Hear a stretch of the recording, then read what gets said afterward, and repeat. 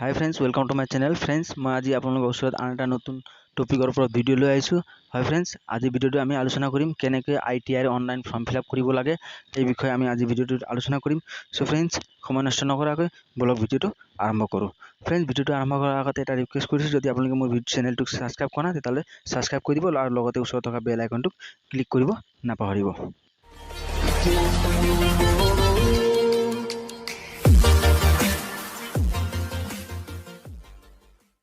Friends, प्रथमते এটা browser on কৰিলো। Browser on কৰাৰ পিছত আপোনালোকে দেখিছে মই আসাম কেৰিয়াৰৰ ৱেবছাইটত গৈ কৰিছো। আপোনালোকে মই ভিডিঅ'ৰ ডেসক্ৰিপচনত গোটেই লিংকটো দি দিম। আপোনালোকে সেই লিংকটোত গৈ এই ৱেবছাইটটো পাই যাব। তাত আপুনি দেখিছে নিউ ক্যান্ডিডেট ৰেজিষ্ট্ৰেচন বুলি লিখা আছে, তাত ক্লিক কৰি ল'ব।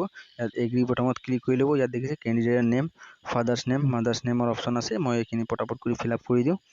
সো फ्रेंड्स, দেখিছে candidate name, ফাদাৰ্স name, mothers name, এইখিনি গোটেইখিনি আপোনালোকে বেসিক ডিটেইলছখিনি যিখিনি আছে সেইখিনি দিব লাগে। মই এইখিনি ফিল আপ কৰা হৈ গ'ল। ইয়াত তলত কেপচা আছে, কেপচাও দিলো। তাৰপিছত সাবমিট বুটামত ক্লিক কৰিছো। এটা মোৰ সিকিউৰিটি লৈছে, কনফাৰ্মেশনটো লৈছে। কনফাৰ্মেশন লোৱাৰ পিছত দেখিছে ইয়াত এনে ধৰণৰ এটা আহি পৰিছে গোটেইখিনি ডিটেইলছ। আৰু যদি ডিটেইলছখিনি শুদ্ধ আছে তেতিয়াহ'লে ইয়াত আপোনালোকে সাবমিটত ক্লিক কৰি দিব। সাবমিটত ক্লিক কৰাৰ পিছত মোৰ ৰেজিষ্ট্ৰেচনটো কমপ্লিট হৈ গ'ল। সো फ्रेंड्स, দেখিছে মোৰ ইয়াতে ৰেজিষ্ট্ৰেচন বুলি লিখা আছে, ৰেজিষ্ট্ৰেচন ফৰ্ম এইটো মোৰ কমপ্লিটেড লিখা আছে। আৰু তাৰ তলৰ যিখিনি প্ৰসেস আছে সেইখিনি এতিয়ালৈকে কমপ্লিট হোৱা নাই। সো এইটো সেইখিনি ইনকমপ্লিট আছে। সো फ्रेंड्स, ইয়াত দেখিছে ইয়াত তলত আপোনালোকে ফিল ফৰ্ম লিখা আছে, এপ্লিকেশন ফৰ্ম, আৰু ইয়াত দেখিছে এপ্লিকেশন নাম্বাৰ। সো প্ৰথমতে এই ফিল এপ্লিকেশন ফৰ্মত ক্লিক কৰিব। ফিল এপ্লিকেশন ফৰ্মত ক্লিক কৰাৰ পিছত চাব फ्रेंड्स, নতুন এটা ইন্টাৰফেস আহি পৰিব। ইয়াত আপুনি অথনি ৰেজিষ্ট্ৰেচনত যিখিনি ডিটেইলছ দিছিলে সেইখিনি অটো ফিল হৈ আছে। তাৰ তলত আপোনাৰ যিখিনি ডিটেইলছ তাত পৰি লাগে সেইখিনি দিব লাগিব।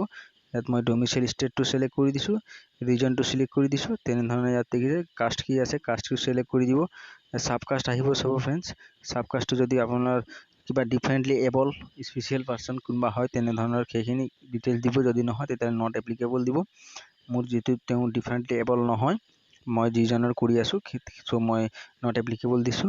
এটা আপোনাৰ তাৰ তলত এটা আছে লোকেল গাৰ্জেন, যদি কোনবা লোকেল গাৰ্জেন আছে তেতিয়াহ'লে দিব। যদি লোকেল গাৰ্জেন নাই তেতিয়াহ'লে না লিখি দিব। দেখিছে তেতিয়াহ'লে ইয়াত ফ্যামিলিৰ এনুৱেল ইনকাম বুলি অপশন আছে, তলটোত চাব।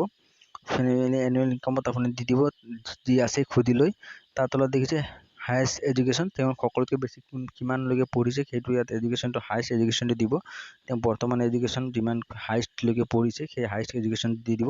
তাৰপিছত এবাৰ চেক কৰি ল'ব। চেক কৰাৰ পিছত 7 নেক্সট বুটাম দেখিছে फ्रेंड्स, 7 নেক্সট বুটামৰ ইয়াত তলত সেই 7 নেক্সট বুটামত ক্লিক কৰাৰ লগে লগে আপোনালোক নেক্সট প্ৰসেছলৈ গুচি যাব। সো মই 7 নেক্সট বুটামত ক্লিক কৰি দিওঁ। ক্লিক কৰি দিয়াৰ পিছত চাব আকৌ আপোনালোকৰ কনফাৰ্ম ল'ব গৈছে, কনফাৰ্মটো ক্লিক কৰি দিব। ইয়াত দেখিছে ইয়াত আপুনি দুটা মাৰ্কশ্বিট দিব পাৰে, এটা ক্লাছ 8ৰ মাৰ্কশ্বিট দিব পাৰে আৰু এটা তলত আছে ক্লাছ 10ৰ মাৰ্কশ্বিট। সো ক্লাছ 8ৰটো বিশেষকৈ ম্যাক্সিমাম সকলৰে ক্লাছ 8ৰ মাৰ্কশ্বিট নাথাকে। সো ক্লাছ 10ৰ মাৰ্কশ্বিটত ক্লিক কৰি দিব। ক্লাছ 10ৰ মাৰ্কশ্বিটত ক্লিক কৰাৰ পিছত অলপ সময় ল'ব। ইয়াত আপোনাৰ দিছে পাছিং ষ্টেটাছ পাছ বুলি লিখি দিব। আৰু ইয়াত তাৰ ওচৰতে চাব फ्रेंड्स, অলপ স্লো হৈ আছে নেটটো, যেহেতু সাৰ্ভাৰো স্লো আছে। ইয়াৰ পাছিং কোন চনত পাছ হৈছিলে সেইটো দিব। ইয়াত সাবজেক্টখিনি ইয়াত অলৰেডি আছে, তাৰ পৰা আপোনাৰ যোনখিনি সাবজেক্ট ক্যান্ডিডেট লৈছে সেইখিনি সিলেক্ট কৰি দিব। ইয়াত মই দিছো, স্লো আছে। পাছিং ষ্টেটাছ ইয়াত দেখিছে কি পাছিং ষ্টেটাছও দি দিব। তাৰপিছত ইয়াত তাৰ ইফালে দেখিছে মাৰ্ক দিব লাগে। মাৰ্কটো তেওঁৰ যোনটো ফুল মাৰ্ক আছে সেইটো দিব, ম্যাক্সিমাম মাৰ্ক লিখা আছে, আৰু অবটেইন মাৰ্ক অৰ্থাৎ তেওঁ যিমান মাৰ্ক পাইছে সেই মাৰ্কটো ইয়াত দি দিব। সো फ्रेंड्स, এনেদৰে গোটেইখিনি ফিল আপ কৰিব লাগিব। তলত গোটেইখিনি অপশন, মই সেই গোটেইখিনি অপশনটো লৰালৰিকৈ ফিল আপ কৰি দিছো। দেখিছে গোটেইখিনি অপশন মই ফিল আপ কৰি দিলো। তাৰপিছত 7 নেক্সট বুটামত ক্লিক কৰি ল'ব। 7 নেক্সট বুটামত ক্লিক কৰাৰ পিছত আকৌ কনফাৰ্মেশন আহিছে, সেইটো মই কনফাৰ্ম কৰি দিছো, ইয়েস দি দিছো। সো দেখিছে তাৰ নেক্সটটো কন্টেক্ট ডিটেইলছ আহিছে, পাৰ্সোনাল এড্ৰেছখিনি আহিব আৰু কন্টেক্ট নম্বৰখিনি যিখিনি থাকে সেইখিনি ডিটেইলছখিনি দিব লাগে। মই সেইখিনি ফিল আপ কৰি দিওঁ। দেখিছে ফিল আপ কৰি দিছো फ्रेंड्स, দেখিছে আপোনালোকে মই লৰালৰিকৈ গোটেইখিনি ফিল আপ কৰি দিলো। তাৰপিছত 7 নেক্সট বুটামত আকৌ ক্লিক কৰি দিছো, আকৌ কনফাৰ্মেশন আহিছে। ইয়াত দেখিছে फ्रेंड्स, এতিয়া ফটোগ্ৰাফ, এছএছএলসি মাৰ্কশ্বিট বা সাৰ্টিফিকেট, ডেট অফ বাৰ্থৰ যোনটো সাৰ্টিফিকেট সেইটো দিব লাগে। আৰু ইয়াত দেখিছে ফটোটো আপোনাৰ 20 কেবিৰ পৰা 200 কেবিৰ ভিতৰত হ'ব লাগে, আৰু ফৰ্মেটটো দিছে জেপিজে ফৰ্মেটত হ'ব লাগে, দেখিব পাৰিছে।